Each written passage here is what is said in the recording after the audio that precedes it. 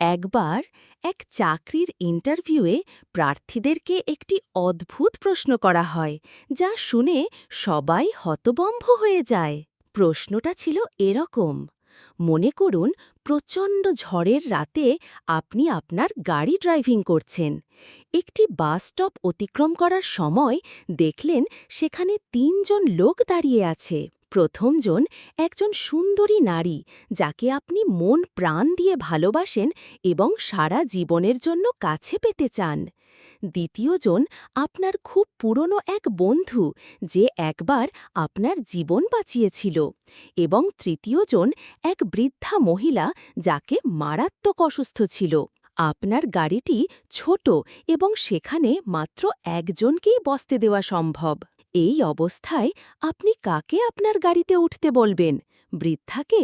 কেননা এটা নৈতিকতার প্রশ্ন এবং ৩ জনের মধ্যে তার অবস্থা সবচেয়ে খারাপ। আপনি আপনার বন্ধুকে ওঠাতে পারেন, কেননা সে আপনার জীবন বাঁচিয়েছিল।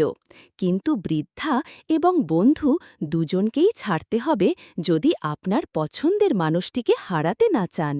প্রায় ২০০ জন প্রার্থীকে এই একই প্রশ্ন করা হয়েছিল এবং তাদের মধ্যে একজনের উত্তর ছিল সম্পূর্ণ আলাদা, আর তাকেই চাকরিটা দেওয়া হয়েছিল। জানেন সেই ব্যতিক্রমী উত্তরটি কী ছিল? তিনি খুব সহজে বলেছিলেন, এরকম পরিস্থিতিতে আমি গাড়ি থেকে নেমে চাবিটা পুরনো বন্ধুর হাতে দিয়ে বলতাম বৃদ্ধা মহিলাটিকে হাসপাতালে পৌঁছে দিতে, এবং আমার প্রিয় মানুষটির হাত ধরে দাঁড়িয়ে থাকতাম যতক্ষণ না পরবর্তী বাস আসে।